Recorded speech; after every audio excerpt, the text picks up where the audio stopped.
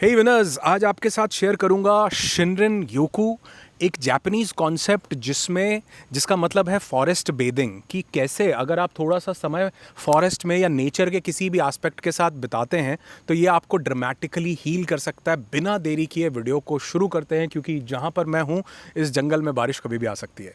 तो सबसे पहले मैंने पढ़ा एक ट्राइब के बारे में जिसका नाम था हद्जा ट्राइब। कुछ आदिवासी लोगों की ये कम्युनिटी है जो कि तंजानिया के जंगलों में पाई जाती है।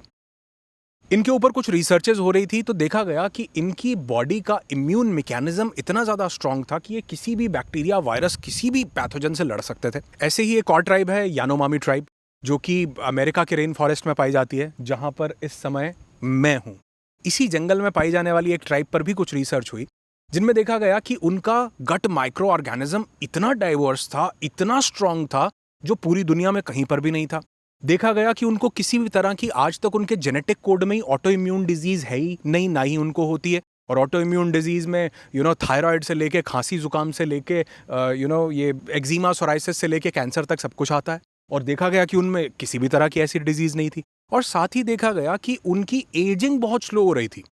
लोगों को देखा गया जो वहां 70-80 के उम्र के भी लोग थे, वो भी 30-35 से ज्यादा नहीं लगते थे। और फिर उनके टेलोमेयर की लेंथ को देखा गया तो वो वाकई पूरी दुनिया में सबसे ज़्यादा थी।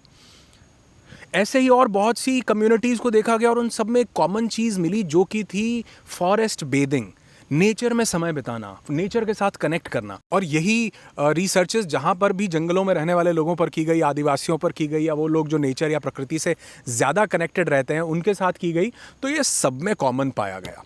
इनफैक्ट इंडिया की कुछ ट्राइब्स भी हैं, नॉर्थ ईस्ट में कुछ ऐसी कम्युनिटीज़ हैं, अंडमान निकोबार आइलैंड में भी एक ऐसी कम्युनिटी है जिसमें कोई बीमारियां नहीं होती, कोई दिक्कत नहीं होती। उसका राज कहाँ पर छुपा था?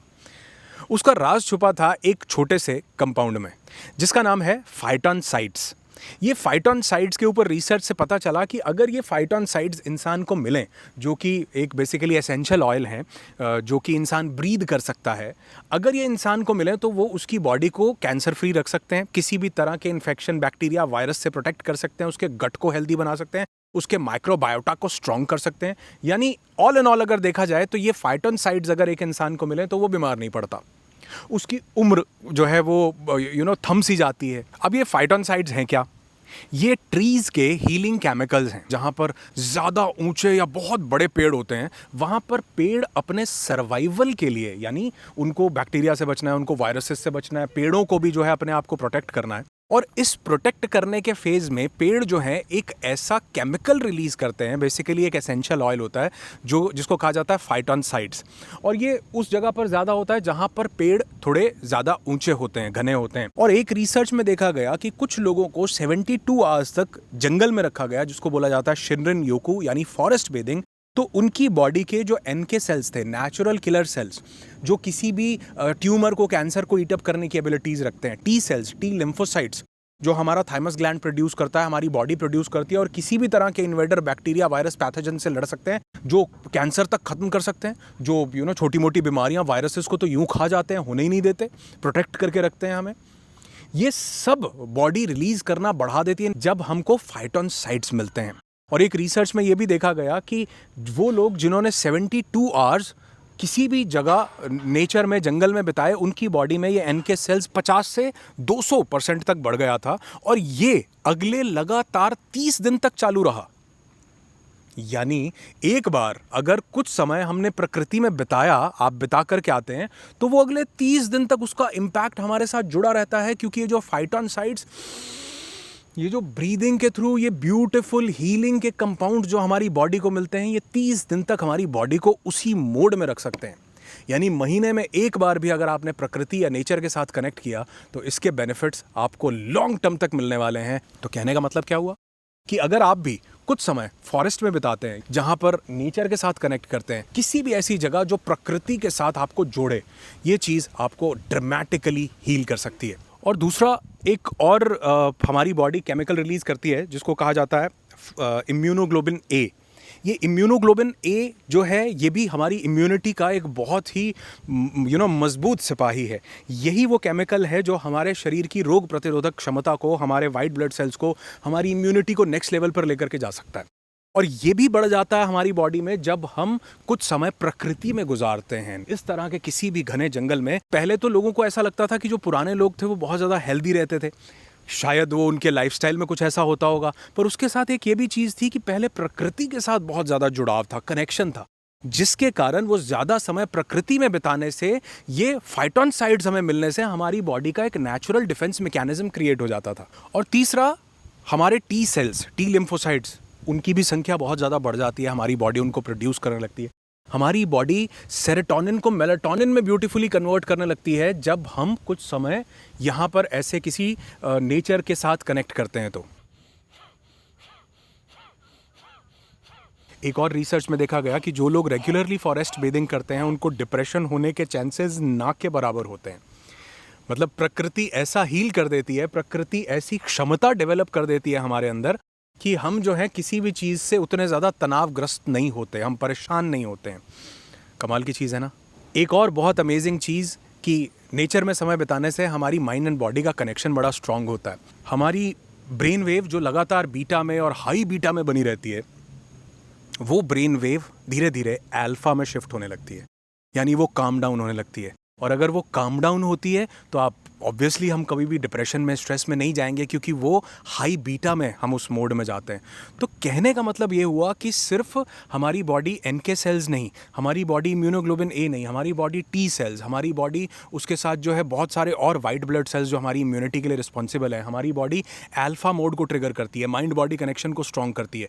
तो कहने का मतलब क्या है कि अगर हम कुछ समय भी नेचर में बिताते हैं, उसके साथ कनेक्ट करते हैं, तो हमको कितने अमेजिंग बेनिफिट्स मिल सकते हैं।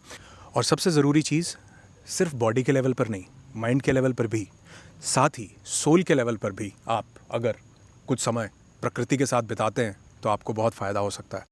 उसमें सबसे पहली चीज़ तो ये है कि हमें अपने साथ बिताने का समय मिलता है, जो कि शायद अगर आप एक नज़र दौड़ा के पीछे देखेंगे तो शायद कई सालों से ना मिला हो, जो कि तब मिल सकता है जब आप प्रकृति में हो।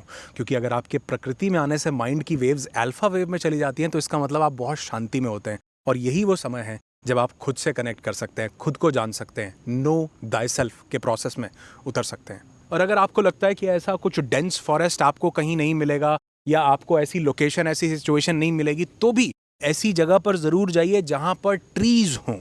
ट्री नहीं, ट्रीज़, यानी कुछ ज़्यादा ट्रीज़, क्योंकि वहाँ पर ये एनवायरनमेंट क्रिएट हो सकता है कि फाइटोनसाइड्स एक अच्छी मात्रा में वो रिलीज़ कर रहे हों, जो कि आप इनहेल करके अपने शरीर को उसके अनगिनत बेनिफिट्स दे सकते हैं। मोबाइल को घर पर छोड़ करके आइएगा और अपने साथ समय बिताइएगा, अपनी ज़िंदगी के ऊपर रिफ्लेक्ट कीजिएगा, देखिएगा कि ज़िंदगी में क्या चल रहा है। यकीन से कहता हूँ कि बहुत से सवालों के जवाब आपको इस एकांत में मिल जाएंगे जब आप अपने साथ समय बिताएंगे। आप दुनिया के लिए जीते हो, अपने लिए भी थोड़ा सा जियो। आप लोगों के लिए सब कुछ करते हो, थोड़ा सा कुछ अपने लिए भी करो। और इसमें सबसे बड़ा कदम है कि ऐसा प्रकृति में कुछ समय आप ज़रूर बिताओ। पेड़ों में, पहाड़ों में, समंदर में, रेत में, कहाँ पर आप ये टाइम स्पेंड करने वाले हो, मुझे ज़रूर बताना, और अगर हो सके तो इनवाइट करना, साथ में चलेंगे। और एक चीज़ और, आप ये देखेंगे कि अगर हम ऐसी जगह पर आकर किसी ट्री के साथ कनेक्ट करें, उसको टच करें, उसको हक करें, उसके साथ जितना हो सकता है अपनी बॉडी को कनेक्ट करें, तो ये हमें अर्थिंग के बेनिफिट्स दे सकता है। अर्थिंग यानी ग्राउंडिंग, आपको याद होगा उस पर भी मैंने एक वीडियो बनाया था जिसमें बात की थी कि कैसे ज़मीन से अगर हम कनेक्ट हो जाते हैं, उससे जुड़ते हैं, तो हम अपनी बॉडी को वो नेगेटिवली चार्ज्ड आयन दे सकते हैं, जो कि हमारी इम्यूनिटी को बूस्ट करते हैं, जो हमारे फ्री रेडिकल्स को न्यूट्रलाइज कर देते हैं, जो हमारी बॉडी के लिए एंटीऑक्सीडेंट प्रॉपर्टीज जैसा काम करते हैं। और वही जो हमें अर्थिंग से मिलता है, वही सेम हमें मिल सकता है एक ट्री को हक करने से, क्योंकि वो अर्थिंग के पूरे बेनिफिट्स इस ट्री से हमारी बॉडी में आते हैं। तो आज अगले कुछ देर तक इस पेड़ को अपना दोस्त बनाकर, इसके साथ बहुत सारी बातें करते हुए, इसको हक करते हुए, इससे बहुत ब्यूटीफुल एनर्जीज मैं एक्सचेंज करने वाला हूँ। और मुझे लगता है कि अगर इस वीडियो में से आप कोई एक टेक अवे भी लेना चाहते हैं तो ये ज़रूर लीजिएगा कि किसी ऐसी जगह पर जाकर के जहाँ पर आपको फॉरेस्ट का कनेक्शन मिल सके, पेड़ मिल सकें, वहाँ पर जाकर किसी पेड़ को अपना दोस्त बना के उसके साथ कुछ समय ज़रूर बिताइएगा, क्योंकि न सिर्फ ये आपके मन को शांति देगा, आपके शरीर को हील करेगा, बल्कि इसके साथ साथ ये जो अर्थिंग और ग्राउंडिंग के बेनिफिट्स हैं, ये भी जब आपको मिलेंगे तो ये अमेजिंगली आपकी ज़िंदगी में बहुत ब्यूटीफुल कंट्रीब्यूशन ला देंगे।